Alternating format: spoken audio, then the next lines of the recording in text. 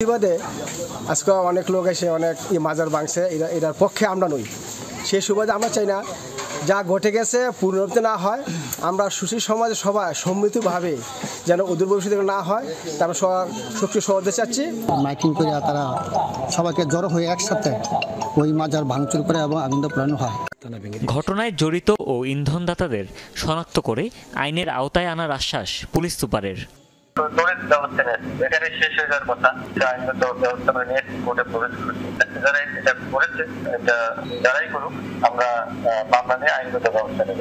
পরিস্থিতি নিয়ন্ত্রণে আইন শৃঙ্খলা বাহিনীর টহল জোরদার করা হয়েছে, মোতায়েন করা হয়েছে অতিরিক্ত পুলিশ সদস্য। এবার মাইকে ঘোষণা দিয়ে কুমিল্লার হোমনার আসাদপুর গ্রামে 4টি মাজারে ভাঙচুর চালিয়েছে স্থানীয় একদল লোক।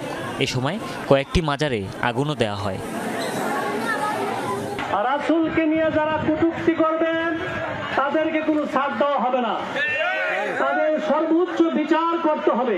পুলিশ জানায় বুধবার একটি ফেসবুক আইডি থেকে ধর্ম নিয়ে আপত্তিকর একটি পোস্ট দেওয়া হয়। এরপরই ছড়িয়ে পড়ে উত্তেজনা।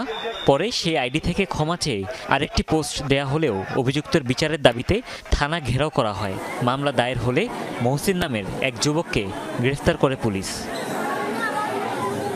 বৃহস্পতিবার সকালে তৌহিদি জনতার ব্যানারে একটি সমাবেশ করা হয়।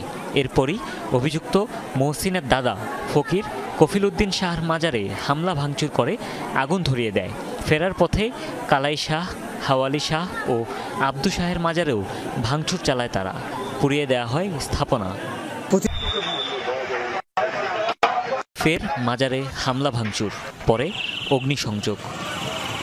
সম্মানিত তৌহিদি জনতা, সম্মানিত আশিক রাসূল ভাইয়েরাম, যে যেখানে আছেন ঘোরাফেরা না করেন, আমাদের দু একটি কথা শুনে